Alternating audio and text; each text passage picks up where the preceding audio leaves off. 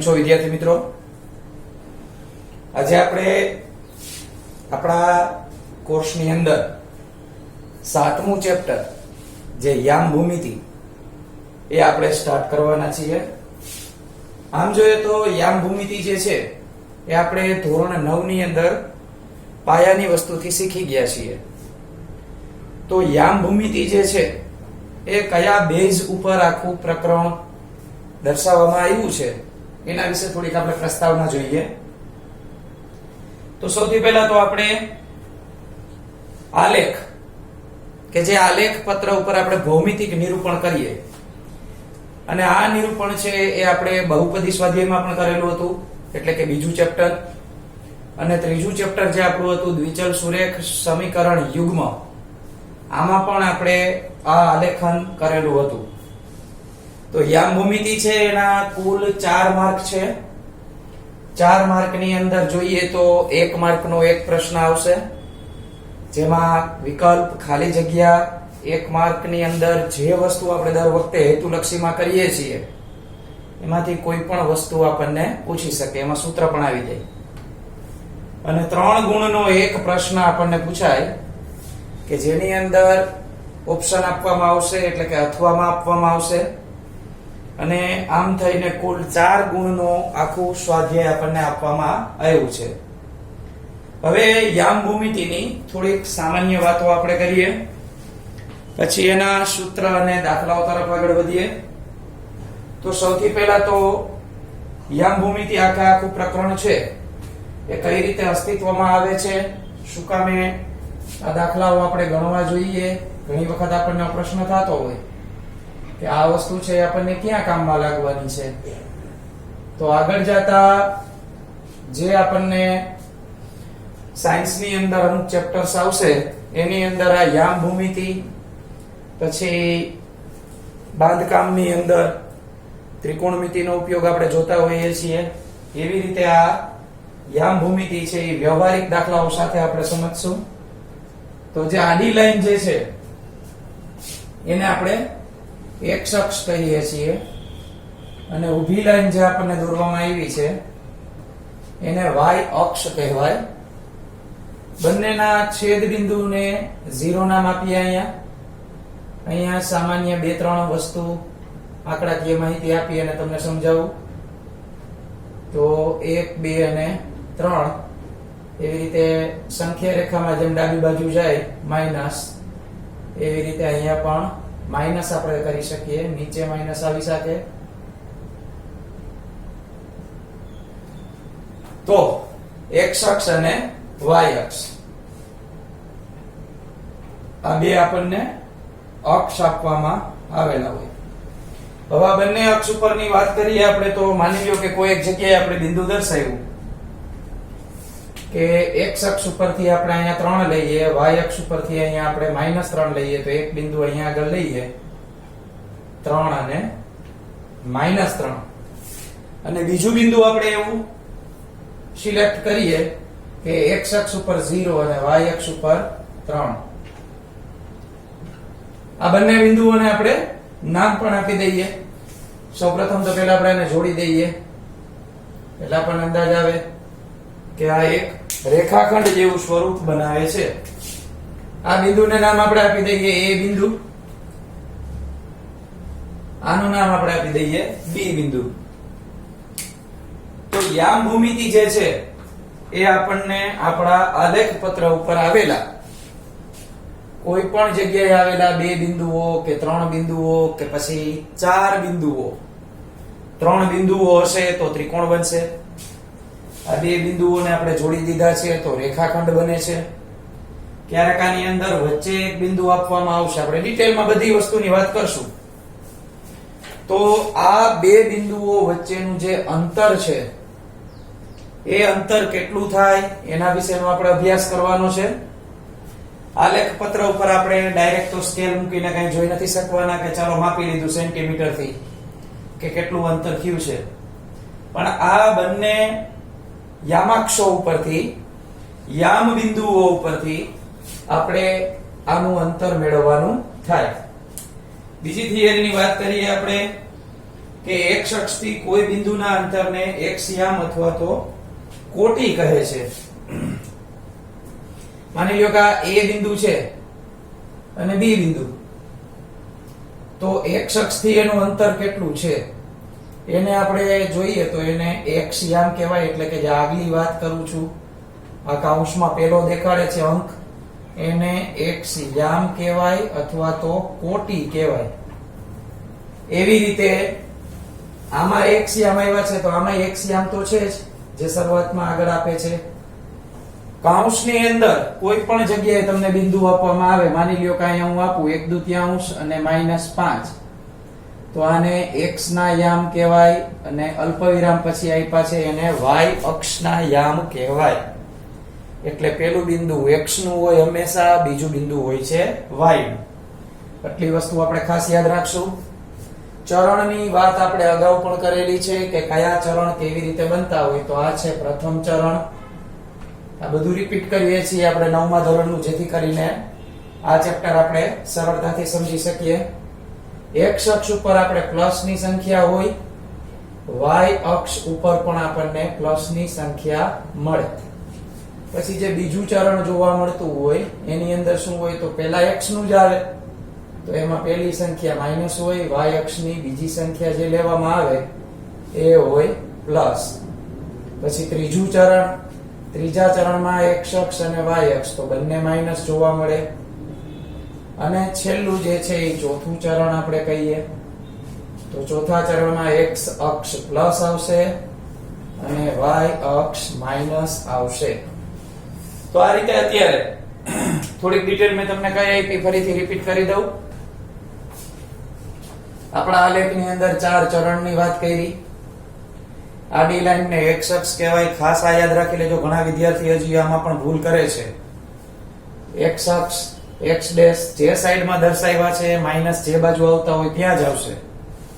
ઊભી લાઈનને y અક્ષ કહેવાય. આ વચ્ચે જે જગ્યાએ છેદે છે એને ઉગમ બિંદુ કહેવાય. તો આપણને એક વસ્તુ નવી એ પણ જાણવા મળે કે ઉગમ બિંદુ જે છે એના યામ કયા હોય, તો એના x યામ 0 હોય અને y યામ પણ 0 હોય. ઘણા દાખલાઓ એવા આવશે કે જેની અંદર તમને આ રીતે યામ છે, x યામ અને y યામ. હવે આ શબ્દ એક મગજમાં યાદ રાખી લેજો, દાખલાઓ આપણે ગણશું ત્યારે આ શબ્દ વારંવાર સાંભળવા મળશે. તો x યામ અને y યામ આપવામાં ન આવે, એના બદલે તમને એમ કહી દઈ કે ઉગમ બિંદુના યામ.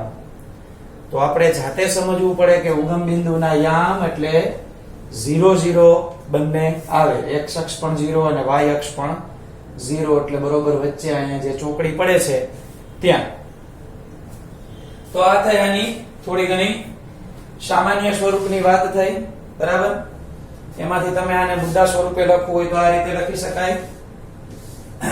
અને એકાદ મુદ્દો જે છે એ યાદ રાખવાની અંદર આપણે લખીએ, જેથી કરીને જ્યારે રિવિઝન કરીએ ત્યારે આપણે આ મુદ્દાને કવર કરી શકીએ, ભૂલાય નહીં. તો સૌથી પહેલો મુદ્દો હમણાં જે આપણે લીધો એ જ લઈએ કે ઉગમ બિંદુના યામ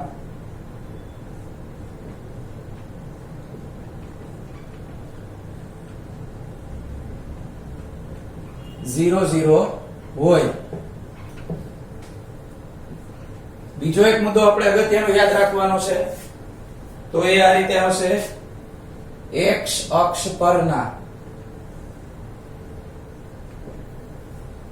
કોઈ પણ બિંદુના યામ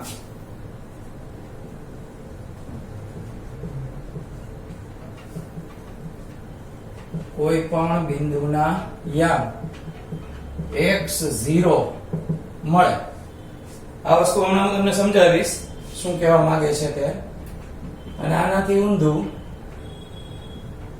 y અક્ષ પરના કોઈ પણ બિંદુના યામ 0y મળે. હવે આ શું કહેવા માંગે છે એની સેજ આપણે ડિટેલમાં વાત કરીએ, કારણ કે આ બંને મુદ્દાઓ આપણે જે લીધા છે એને લગતા દાખલા આવશે. જ્યારે દાખલામાં તમને એમ કહેવામાં આવે કે કોઈ એક બિંદુ આપી દીધું હોય કે ધારો કે a બિંદુ 3 5 અને બીજું બિંદુ આપણને એમ કહી દે કે એ x અક્ષ પરનું બિંદુ છે. તો x અક્ષ પરનું બિંદુ કે એટલે તમારે એના યામ આપવામાં ન આવે. તો આપણે જાતે સમજવું પડે કે x અક્ષનું બિંદુ છે તેનો યામ કયો હશે? x0. કેવી રીતે? તો આ આપણો આલેખ. હવે x અક્ષ જે છે એ આ આડી લાઈન અને અહીંયા y અક્ષનું પણ આપણે હમણાં સમજશું. આ આપણું ઉગમ બિંદુ. x અક્ષ પરના એટલે કે આ લીટી ઉપર ગમે તે જગ્યાએ એક યામ આપવામાં આવે. માની લ્યો કે અહીંયા ખાલી સમજૂતી માટે હું થોડાક આંકડા લખું અને એક બિંદુ તમને હું કહી દઉં કે ચાલો અહીંયા આવેલું છે x અક્ષ ઉપર. આના યામ લખીએ આપણે. તો આના યામ કઈ રીતે લખાય? તો આપણે કાઉન્સ કરી અને આ રીતે લખતા હોય એના યામ અલ્પવિરામ કરીને. તો જે પેલું બિંદુ અલ્પવિરામ આગળ આવે એ x અક્ષ ઉપર ક્યાં આવેલું છે? તો કે 4 પાસે. y અક્ષ તો આ લીટી ઉપર જ આવેલું છે એટલે લીટીએથી આમ y બાજુ જશો તો ત્યાં 0 મળે. તો આપણે સમજવાનું એ છે કે x અક્ષ ઉપર કોઈ પણ બિંદુના યામ છે ઈ x અને 0. આ 0 ખાસ હાઇલાઇટ કરવાના છે કે x અક્ષ ઉપર હોય તો એનો y યામ છે ને એ 0 જ હોય. પછી આ 4 આપ્યા છે એ x ની જગ્યાએ છે.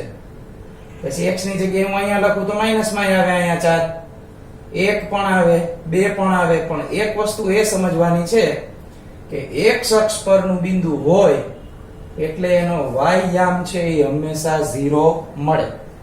શું કામ મળે? આપણે દર્શાવ્યું. સેમ વસ્તુ આપણે જો y અક્ષ ઉપરનું બિંદુ વિચારીએ તો એનાથી ઊંધું થશે.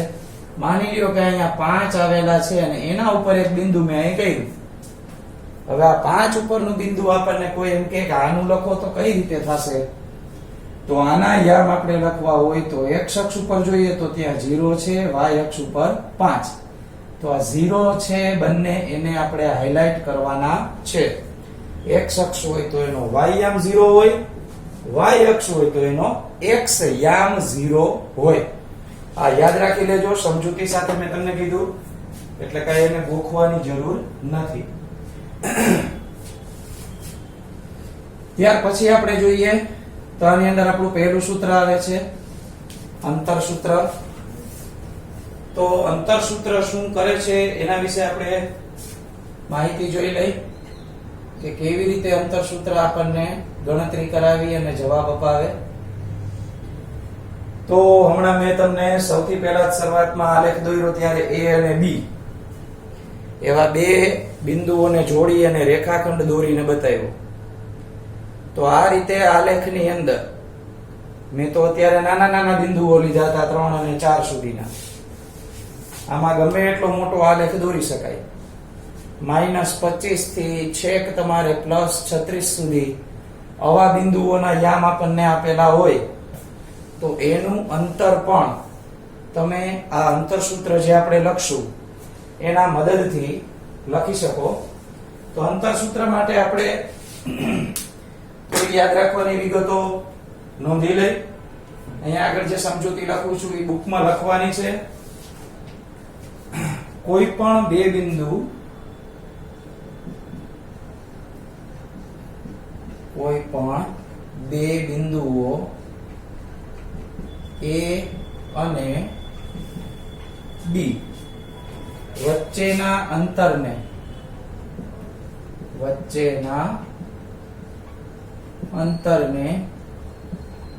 AB વડે દર્શાવાય. હવે અહીંયા મેં A અને B એવા બે બિંદુઓ લીધા છે. એમાં તમને કોઈ પણ આલ્ફાબેટ આપી શકે. AB આપી શકે, DE આપી શકે, PQ આપી શકે, કોઈ પણ જે બે બિંદુઓ અહીંયા આપે અંતરને એ બે બિંદુઓ વડે દર્શાવવાના. તો આ બે બિંદુઓ અત્યારે આપણે લીધા છે AB. તો અહીંયા આગળ આપણે A અને B તો આ રેખાખંડ માની લ્યો આપણે દોર્યા કે ભાઈ આ A બિંદુ x1 અને y1, આ B બિંદુ x2 અને y2. આ 1 એટલે x નું પહેલું બિંદુ છે એટલે એને આપણે a x1 y1 આપ્યા. આ b. તો આ અંતર જે છે એ અંતરને આપણે AB વડે દર્શાવીએ છીએ. એવું સમજી લઈએ કે આ રેખાખંડ છે એ આપણા આલેખ ઉપર બે બિંદુઓને જોડતા આ રેખાખંડ મળ્યો છે. તો AB વડે આપણે આને દર્શાવી શકીએ. આ A થી B નું અંતર પણ કહેવાય. અહીં આપણે લખી શકીએ કે ભાઈ આને AB પણ કહી શકાય. કોઈ એમ કે મારે AB નથી કહેવું, મારે તો B થી A કહેવું છે, તો આ બંનેની વેલ્યુ સરખી જ મળે. ફોર એક્ઝામ્પલ તમને મેં દાખલો આપ્યો હોય અને અહીંયા કીધું હોય કે ભાઈ A નું -3 આના યામ આપણે B ના જોઈએ તો અહીંયા લખીએ 5 અને 6. તો આવા યામ આપ્યા હોય ને તમે એને જોડી દો તો તમે AB નું અંતર લખો કે પછી BA નું અંતર લખો, અંતર હંમેશા સરખું જ થશે. કારણ કે આમાં ક્રમ A થી બોલશો કે B થી બોલશો એ મહત્વનો નથી. રાજકોટ થી ગોંડલ જેટલું થતું હોય એટલું જ ગોંડલ થી રાજકોટ થાય. પછી એમાં પાછા ગોંડલ થી રાજકોટ આવો તો એના અંતરમાં ફેર પડે નહીં. સીધા રસ્તે આવો તો વચ્ચે ક્યાંય જવાનું નહીં પાછું. એટલે અહીંયા આગળ આપણે અંતર સૂત્રની વાત કરીએ તો કોઈ પણ બે બિંદુઓ માટે આપણે આ AB અને BA એ સરખા છે એ થિયરીને ધ્યાનમાં લેશું. સૂત્ર લખું છું હવે હું આનું. તો સૂત્ર આ રીતે થશે કે AB નો સ્ક્વેર બરાબર x1 x2 નો સ્ક્વેર પ્લસ y1 y2 નો સ્ક્વેર. તમને ટેક્સ્ટબુક ની અંદર સૂત્ર આપવામાં જે આવેલું હશે એમાં આ રીતે આપવામાં આવેલું હશે, અથવા કરીને બાજુમાં લખું છું. ગણિતનો જ નિયમ છે એટલે કઈ બહુ નવું સૂત્ર ન કહેવાય. માત્ર વર્ગ છે એ કાઢી અને અહીંયા વર્ગમૂળ આપવામાં આવ્યું છે. એટલે આ રીતે સૂત્ર જોવા મળશે કે AB બરાબર x1 x2 નો સ્ક્વેર પ્લસ y1 y2 નો સ્ક્વેર, અને આખી માહિતી છે એને વર્ગમૂળમાં દર્શાવવામાં આવેલી હશે. તો આ જે સૂત્ર છે એમાં પણ ઘણા વિદ્યાર્થીઓને જે કન્ફ્યુઝન હશે કે સરે અહીંયા જે સૂત્ર લખ્યું છે એ સૂત્રની અંદર ટેક્સ્ટબુકમાં તો અહીંયા x2 અને x1 જોવા મળશે, અહીંયા પણ y2 અને y1 જોવા મળશે. તમારી સરળતા માટે યાદ રહે એટલા માટે આપણે 1 2 લાઈનમાં રાખ્યા છે. અહીંયા 2 અને 1 લખો કે 1 અને 2 લખો, જવાબ સરખો આવશે. કઈ રીતે એક ઉદાહરણ આપણે પ્રૂફ કરીને સમજી લઈએ શું કામ એવું થાય છે. માની લ્યો કે તમારી પાસે આ જ દાખલાની અંદર x1 x2 અને y1 y2 છે. એ તમને આ રીતે આપવામાં આવે કે ભાઈ ચાલો A બિંદુ છે એ -3 5 છે, B બિંદુ છે એ 5 અને 0 છે. આવી માહિતી તમને આપવામાં આવી હોય તો આ A ની અંદર પેલું બિંદુ છે તો એને x1 કહેવાય, આને y1 કહેવાય, આ બીજું બિંદુ હોય એને x2 કહેવાય અને આને y2 કહેવાય.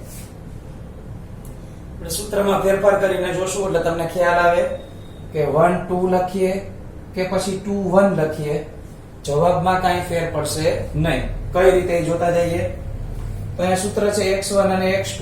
તો x1 એટલે -3, આ સૂત્રનો માઈનસ આપણે લખીએ.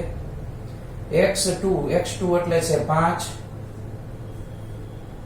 બરાબર. આ એકની જ વિગત હું તમને સમજાવું છું કે 1 2 અને 2 આગળ લઈ અને 1 પાછળ લઈને આપણે સમજશું.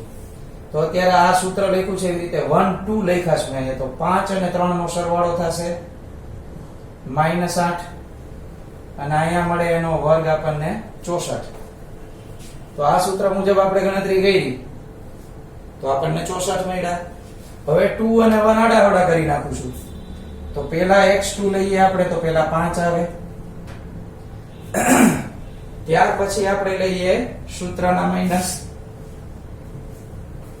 પછી લઈએ x1. તો x1 આપણી પાસે છે -3 એટલે બીજી વખત -3 અહીંયા લખવા પડે. તો માઈનસ માઈનસ થઈ જશે પ્લસ, એટલે અહીંયા મળે 8 નો વર્ગ અને 8 નો વર્ગ મળે આપણને 64. તો કહેવાનો અર્થ એ છે કે છેલ્લે આપણે વર્ગ કરવાનો છે. અને કોઈ પણ સંખ્યાનો વર્ગ છે એ ક્યારેય ઋણ આવે નહીં.